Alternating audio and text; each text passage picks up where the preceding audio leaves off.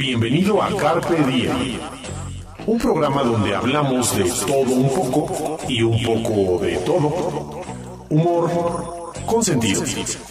Es viernes y el cuerpo lo sabe. Comenzamos.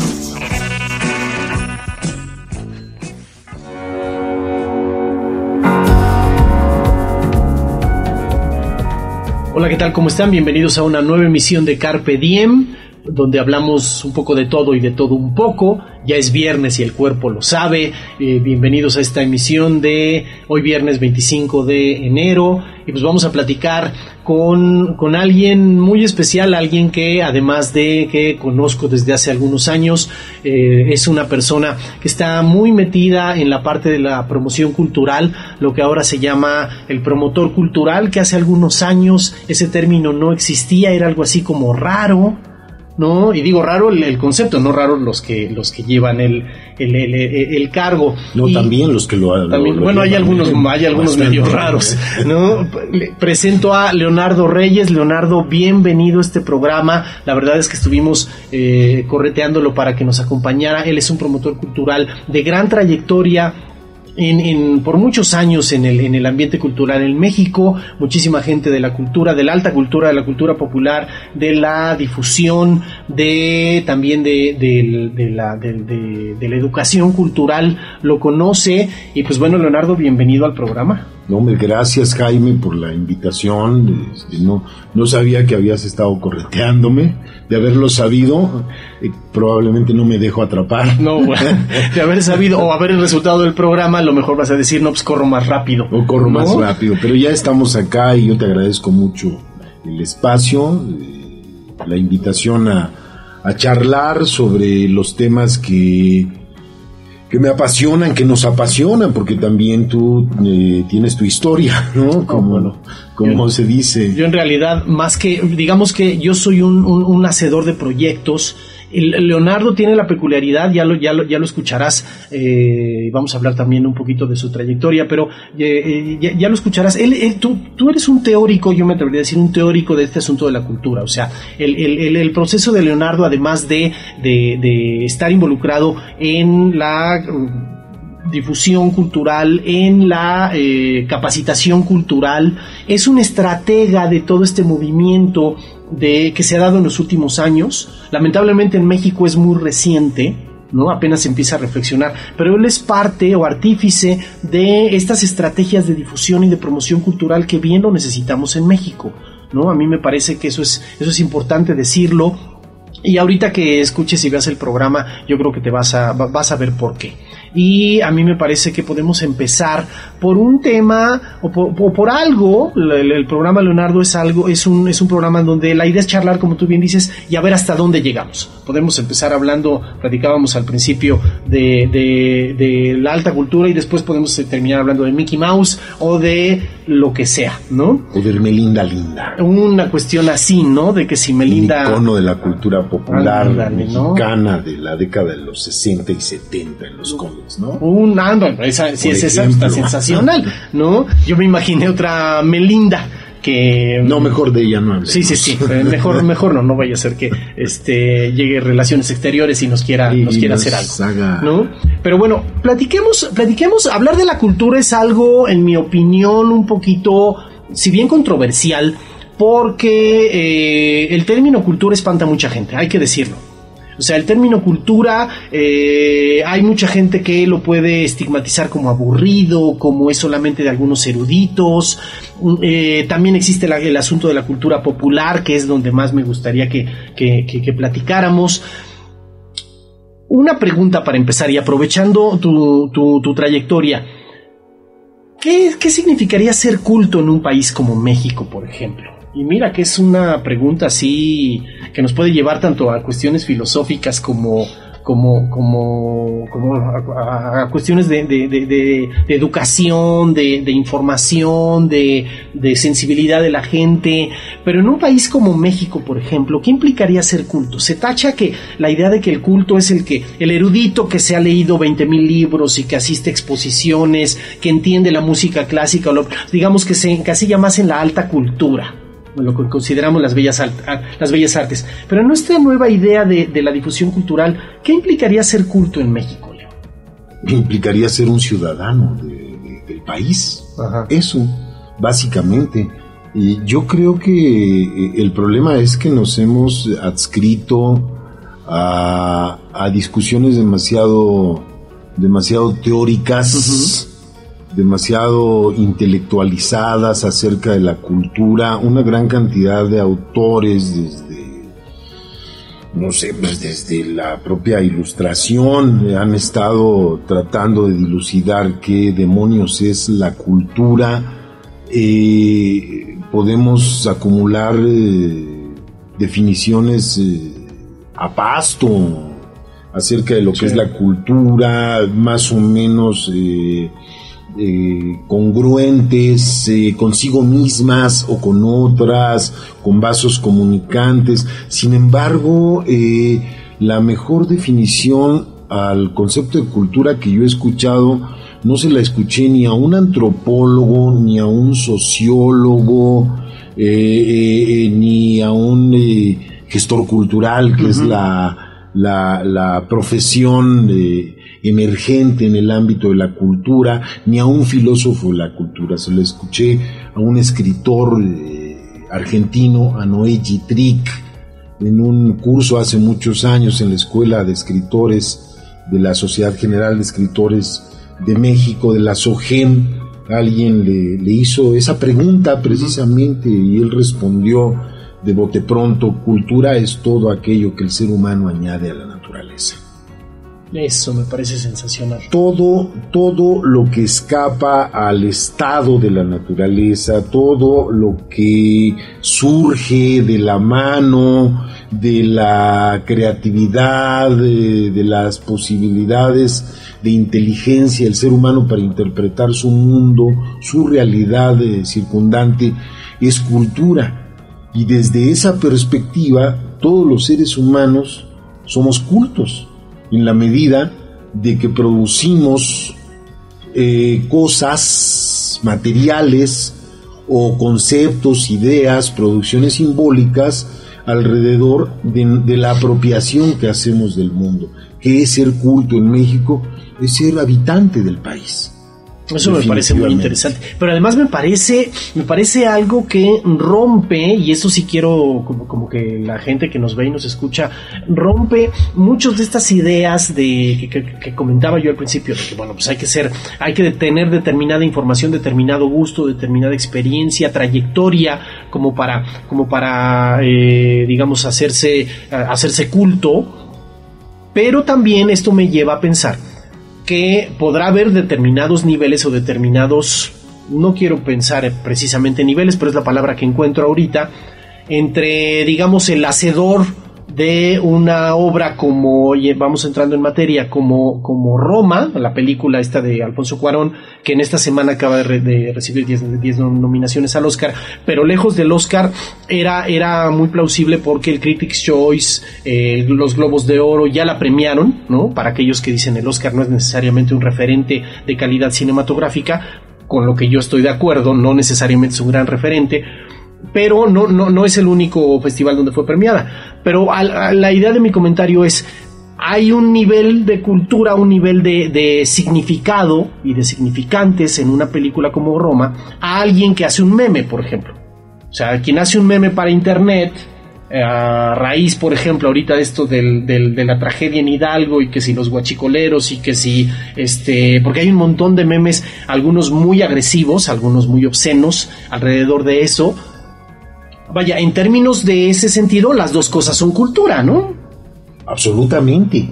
No, yo creo que el problema surge cuando alguien o una comunidad específica dentro de del tejido social, del constructo social, asume que tiene los elementos para pontificar, para determinar qué es digno de ser considerado como un fenómeno cultural y qué no lo es.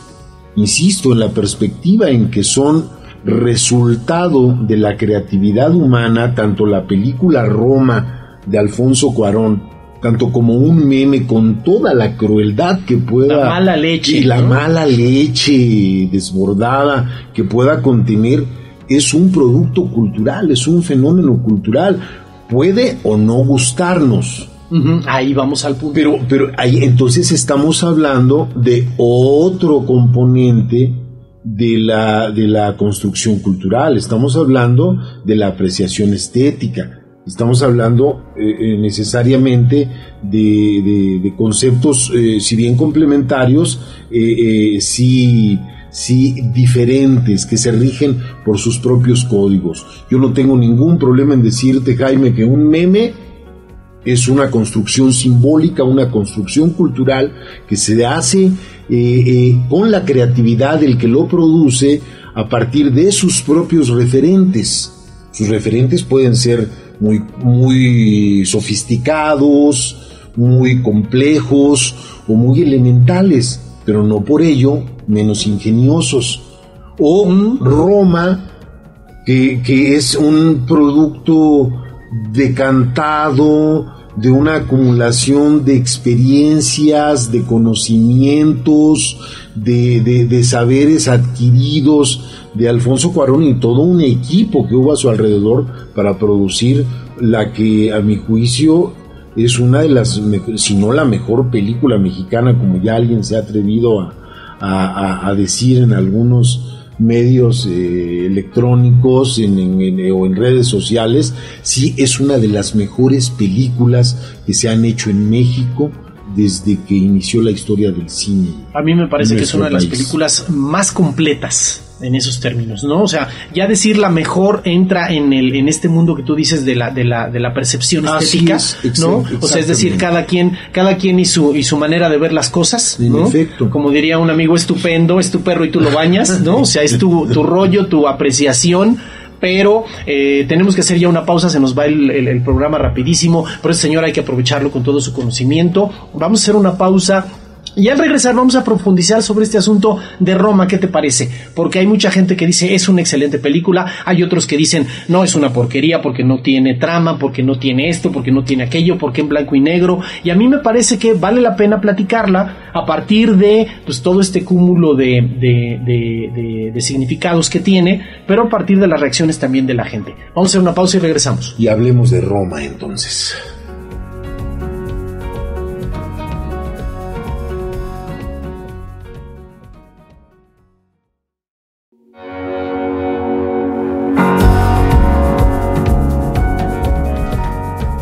Regresamos a Carpe Diem, estamos platicando con Leonardo Reyes, un gestor de la cultura, si se puede decir. No, habías dicho gestor cultural, porque yo había dicho promotor cultural, pero gestor me imagino, es el término apropiado. Estamos platicando empezamos sobre este asunto de la cultura, pero vamos a aterrizar sobre esta película de Roma, que me parece que hay que hablar mucho de ella, porque además la película habla mucho de lo que somos nosotros como cultura mexicana. Si bien se enfoca en un tiempo muy específico, la Ciudad de México de 1972, el año del halconazo, que además se ve ahí de manera muy se aprecia de una manera tanto íntima como desde fuera, ¿no? Como a nivel imágenes. Y a nivel se involucra inclusive de manera emocional, pero hay mucha gente, Leo, que dice, me he encontrado gente que dice, bueno, la película es solamente como para algunos eruditos, solamente el iluminado cinematográficamente que la puede entender y puede valorarlo. Hay otros que dicen, bueno, coincido con eso, está como a diferentes niveles de narrativa, pero creo que da como para todo el público. Y hay gente que dice de la misma película, no me gustó, es una porquería, porque en blanco y negro, porque no se entiende, no hay una historia como tal, cosa que a mí me parece lo más grave. Si no percibes que hay una historia, sí creo que hay algo ahí que puede estar faltando. Pero retomando lo que platicábamos al principio, sí me parece que para todo elemento de la cultura, lo que te ayuda como a entenderlo o a aceptarlo o a tratar de tener cierta apropiación de él es la cantidad de información con la que tengas, el cúmulo de experiencias. Es decir, si has viajado por el mundo, podrás leer a Julio Verne, vamos a pensar así, voy a poner un ejemplo burdo, de una manera distinta que si no has viajado por el mundo, por ejemplo, ¿no? Si tienes 20 años, lo vas a leer de una manera distinta si tienes 50. Sí, es decir, sí depende como de cuánta información tengas. Empecemos por ahí. ¿Qué te gusta Roma? De Roma. Todo. De Roma me gusta absolutamente todo. Me gusta que todos los elementos de lenguaje cinematográfico, Cuarón los puso al servicio de la necesidad imperiosa de contar la historia de uno de los momentos cruciales de su formación, de lo que explica a Alfonso Cuarón. Sin esa suerte de acto de contrición, de expiación a través de esa película, probablemente Cuarón no estaría completo, no se habría conocido lo suficiente. A mí me parece que es un trabajo muy personal, es un trabajo de introspección a esa parte de la niñez de Alfonso Cuarón, pero que desde esa mirada nos permite hacer atisbos muy crueles, muy duros, algunos de ellos sobre la mentalidad de los mexicanos a principios de la década de los 70. En la película, aunque no sean evidentes o tan evidentes los referentes al pasado inmediato, que es el mundial de fútbol, aunque hay un cliché por ahí, el mundial de fútbol de 1970, las olimpiadas del 68, con todo lo que significó en términos de reconstrucción política de México, están presentes ahí, pero está presente también, como bien dices, uno de los hechos históricos de los que menos se ha indagado, que es el halconazo de 1971, la represión brutal en la manifestación del 10 de junio, que significó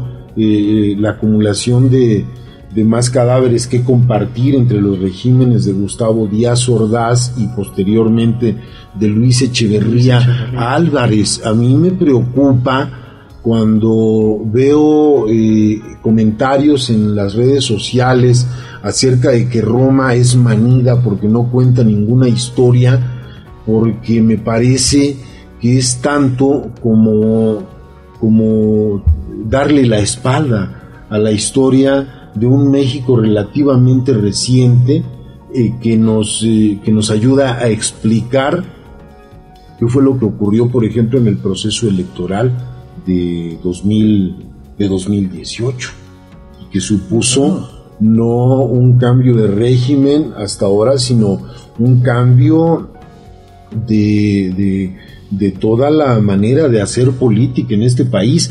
Este México actual sería incomprensible sin los hechos que de manera tangencial también nos ayuda la película de Cuarón a reconocer. Es impresionante desde mi punto de vista la atmósfera sonora que crea Cuarón, el cuidado de esa atmósfera sonora, la Ciudad de México de las azoteas, la Ciudad de México de los lavaderos, de los garajes, de las cacas del perro, el detalle de las cacas del perro, ¿no? El detalle de las cacas del perro, es decir, hay un cuidado casi obsesivo de todos los componentes de la película, que la hacen desde mi perspectiva personal, con mis propios referentes. Insisto, una de las mejores películas mexicanas de todos los tiempos. No voy a comprometerme para decir que es la mejor, no, porque eso significaría ser injustos con otros filmes que también han hecho aportaciones muy interesantes y que quizás son menos vistos, ¿no? O sea, hay muchas películas menos vistas que también compiten a ese nivel, pero lamentablemente ahí nos meteríamos a un asunto de la distribución del cine mexicano que a lo mejor nos da como para otro programa. Pero mira, por ejemplo, ahorita que tocas el punto del plano sonoro de la película, en el cine, por malos hábitos, hay que decirlo, los que hacemos cine, en el cual el audio acompaña la narrativa de la imagen. Aquí llega un momento en el que es al revés, en donde la narrativa es completamente auditiva y la imagen simplemente va acompañando algo. Y eso a los que nos están viendo, si no la han visto o si la quieren ver de nuevo a raíz del programa, que yo les hago abiertamente la invitación, porque pueden ir viendo en qué elementos se pueden fijar para valorarlos de otra manera. A mí me parece que eso es válido. Hay alguna escena, una escena en donde le da toda la vuelta a la sala de la casa, la parte de abajo, y es simplemente la toma va dando la vuelta, pero los sonidos son los que te están ambientando todas las situaciones. La radio, el perro que ladra, el canario que se escucha a lo lejos, los niños que pasan, el afilador que pasa por la calle. Exactamente, todo ese tipo de detalles. Ahora, en la parte de la historia, a mí sí me parece que hay algo que reconocer. A ver, señores, es una historia, si vamos a tomar un punto, un hilo conductor, te pongo un punto: la paternidad abandonada. O sea, es decir, el hombre que abandona la paternidad por diferentes causas, pero el hombre abandonando la paternidad y la reacción de la mujer ante ese abandono de la paternidad. Y se ve de manera muy clara en las dos mujeres, en la protagonista y en la coprotagonista, nominadas al Oscar también, el hecho de que se enfrentan a un abandono total de la paternidad. Ahí hay algo que también en la cultura mexicana, y no nada más es de los 70, sino la vivimos todos los días. El hombre que abandona su paternidad, el padre ausente, el padre que no está. Y a mí hay un punto que me parece muy interesante. Me encantó la parte cómo se aborda el halconazo, porque si bien ves desde cómo fueron hasta preparados, pero el toque íntimo que le dan a la parte del halconazo. O sea, es decir, a mí me parece que es una muy buena forma de abordar una problemática social, una situación, un hecho histórico de una forma muy íntima. Todos creo de nuestra generación, Jaime, hemos tenido contacto con gente que participó como víctima del halconazo o como perpetrador del halconazo. A mí lo que me deja muy buen sabor de boca en el caso de Roma es que no moraliza, nos plantea la realidad tal cual. Los halcones, estos muchachos que fueron reclutados en los suburbios de la Ciudad de México, del Estado de México, de la naciente ciudad Nezahualcóyotl, eran seres humanos con una gran cantidad de necesidades. Tenían una vida. Sí. Y que tenían que hacer algo para sobrevivir en un momento especialmente complejo para ciertos segmentos de la sociedad nacional. Sí. Son demasiados los temas que se tocan en Roma, y ese es uno de ellos. Vamos a hacer una pausa, te interrumpo tantito, Leo, vamos a hacer una pausa porque si no producción me va a matar, pero regresamos con este análisis a todos los niveles de Roma. Si acaso ahí me haces pensar, y no me quiero quedar con el comentario, este chico que es preparado para el halconazo tiene aspiraciones de éxito, las presume de manera íntima cuando esté en la cama con su compañera. Pero vamos a hacer una pausa y regresamos.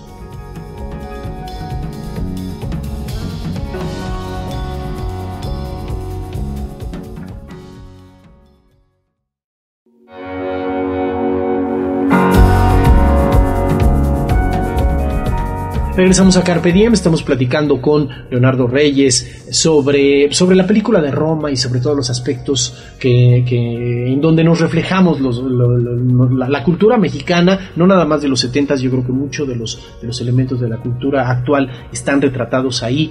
Y te interrumpí, Leo, nos estabas platicando mucho sobre estos elementos de la película de Roma. Habías mencionado la parte de los planos sonoros, que me parece muy bueno, la parte de la historia. ¿Qué te pareció finalmente desde tu óptica digamos la narrativa? Que es ahí donde de repente mucha gente como que se nos cae. Es decir, si no me cuentan una historia muy a la gringa, muy a la americana, en donde el superhéroe tiene un objetivo y tiene que alcanzarlo, y tú ya sabes desde el principio de la película que se va a quedar con la chica y va a ganar la guerra, ¿no? Porque es una narrativa muy a la gringa. Hay que decirlo, lamentablemente estamos educados cinematográficamente hablando, la mayor parte de México, de los mexicanos, con esta invasión del cine gringo, en donde si a los 10 minutos ya no te atrapa, pues dices, ay no, qué hueva, sí, ¿no? Y esto tiende más a una forma de hacer cine a la europea, en donde cuentan muchas otras cosas. De hacer cine a la europea, yo creo que de hacer cine al buen modo de hacer cine. No, bueno. A mí me parece que uno de los elementos, en efecto, que ha influido de manera notable en la descalificación del filme, una descalificación por demás injusta, es que nuestros referentes inmediatos están anclados en el cine de hecho en color. Entonces, quienes han visto cine, quienes han abrevado en la historia del cine mundial, son capaces perfectamente de reconocer cómo se emparenta Roma con la narrativa visual del neorrealismo italiano, por ejemplo, ¿no? Pero quienes no saben nada sobre el neorrealismo italiano, pues naturalmente que no van a encontrar en el uso del blanco y negro ningún mérito en el caso de Roma, y tampoco se trata de reprochárselos. Eso no forma parte de su propia experiencia como espectadores de cine. Yo insisto, habrá quien juzgue a Roma como una gran película, habrá quien la juzgue como una película sobrevaluada, pero lo está haciendo desde sus propios referentes. Lo grave sería, y creo que también ha sido una de las irrupciones más lamentables en redes sociales, es que se han producido demasiadas críticas por el afán de criticar. Es decir, es cool irse a la yugular a algo o a alguien que cuenta con una popularidad tan impresionante, tan alucinante como Roma. Y entonces pues aprovecho el envión, hablo mal de la película Roma con unos cuantos elementos de juicio, con pocos referentes, y el hecho de haberme aventurado a decir que Roma es una porquería, que Roma es una basura, me coloca de inmediato en el panteón de las voces críticas de la estética de este país.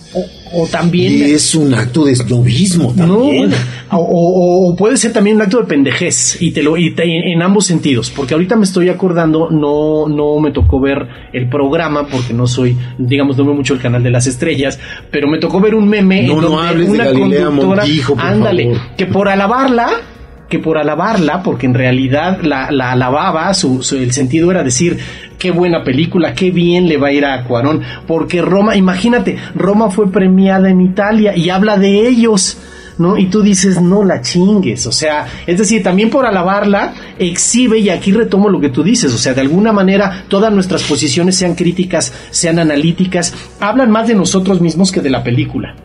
El caso de Galilea Montijo, que bueno, pararse ante un micrófono pues sí requiere de ciertas tablas, pero si no te preparas, pues está muy cabrón, o sea, y querer alabarla para quemarse de esa manera, pues...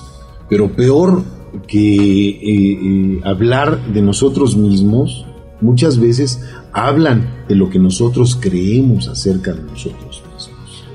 Y eso me parece verdaderamente grave, me parece falto de ética, me parece que flaco favor nos hacemos cuando erigimos un monumento alrededor de nosotros mismos, cuando tenemos un alto concepto acerca de nosotros mismos y asumimos que ya nada nos puede enseñar nada, que ya nada es capaz de reconfigurarnos, de seguirnos construyendo. Yo insisto, independientemente de todas las voces críticas en favor o en contra de Roma, es una gran película que pone sobre el tapete de la discusión una gran cantidad de temas que nos ayudan a entender la mentalidad del México de la década de los 70. Y un México que lamentablemente todavía prevalece. No solamente es el abandono del padre, ¿no? Es el acendrado machismo que está como trasfondo del abandono de las responsabilidades paternas, es la sobreexplotación de las trabajadoras domésticas, es el tema de condenar a la población indígena de nuestro país a no otra cosa que al trabajo doméstico. En este sentido, Roma incluso termina con todos los reconocimientos que ha recibido esta muchacha, esta actriz Yalitza Aparicio, toma esa bandera y dice, a Yalitza se la contrató para hacer un trabajo dentro de un filme en el que realice ese rol, pero no es un rol que nosotros le asignemos, es un rol que tiene que ver con la historia de este país. Es necesario romper con todos esos cartabones, romper con todos esos tabúes y comenzar a creer que para regresar un poco circularmente a la pregunta que dio origen a esta charla, que en México todos somos cultos en tanto no se demuestre lo contrario. Y en la medida en que todos somos cultos, tenemos la obligación de aprender a convivir con el otro desde una construcción multicultural, desde el respeto, no desde la tolerancia, porque tolerar significa soportar, aguantar, ¿no? De respetar al otro, ¿sí? Estamos viviendo una época en la que el derecho a la cultura ya es una garantía constitucional, está previsto en el artículo 4 de nuestra Constitución, pero hemos entendido mal el derecho a la cultura como el derecho de todo mexicano a ver cine, no, o a ir a un concierto, no. El derecho a la cultura significa el derecho de todos los ciudadanos a ejercer su propia cultura sin el riesgo de ser condenado por ello. En la palabra ejercer también implica el que puedas construir tu propia cultura. Y construir tu propia cultura, si retomo lo que tú comentabas al principio, es construirse uno mismo. Así y construirse uno mismo es decir, a ver, a lo mejor la película Roma, que vuelvo al punto, la película Roma no la entiendo del todo, o no me atrapa del todo. Eso es válido. A mí me parece muy válido. ¿Por qué? Porque como espectador, tú tienes todo el derecho de decir me gusta o no me gusta. Eso es algo muy íntimo, muy personal. Lo que yo creo que puedes ejercer este derecho del que tú hablas es el hecho de decir, a ver, ¿qué elementos me están haciendo falta o cómo puedo yo ir aprendiendo más o ir experimentando más como para entenderle a esto que todo el mundo le aplaude, que mucha gente le dice wow, y a mí no me atrapa? Es decir, ¿qué me está pasando? A mí, por ejemplo, con el Guernica de Picasso, cuando me tocó verlo en Madrid, ¿no? En el museo, ¿no? Y no estaba en el estaba en el Museo de la Reina. Me acuerdo una cosa impresionante. Tú ves y dices, cabrón, si bien ya Picasso, pues bueno, el cubismo no es precisamente lo más sencillo de apropiarse, ya que dices, a ver, espérame, ¿qué pasa con esto? Y te pones a ver que Picasso estaba retratando en realidad cuando el País Vasco fue bombardeado, los horrores de la guerra, de manera sangrienta. Lo ves y dices, ay, en la madre, o sea, es decir, aquí hay algo mucho más allá. Pero ese tipo de dato, si lo tienes en el momento en el que te acercas a una obra, y hablo de la pintura, hablo del cine, puede ser un libro, puede ser un programa de televisión, un documental, lo que tú quieras. Entre más elementos tengas, ese referente te va a ayudar, ¿no? te sirve para tener una experiencia estética mucho más completa. Sí, a mí me parece sensacional. Algo que debí haber hecho al principio, y como ven, pues me clavo en la plática y no es preguntarle un poquito para que quien no lo conoce, que muy poca gente no lo conoce, sobre todo en el ámbito cultural. Pero Leo, ¿qué trayectoria has tenido? Platícame rápidamente sobre tu trayectoria, para que vean que lo que dice, además de que está muy bien fundamentado, pues que vean quién lo dice, que no es cualquier persona. Platícame un poquito de tu trayectoria antes de irnos. No, bueno, he sobrevivido dentro de la promoción, de la gestión cultural desde hace muchos años. Llevo más de pues casi 30 años trabajando en la promoción, en la difusión de la cultura en distintos espacios.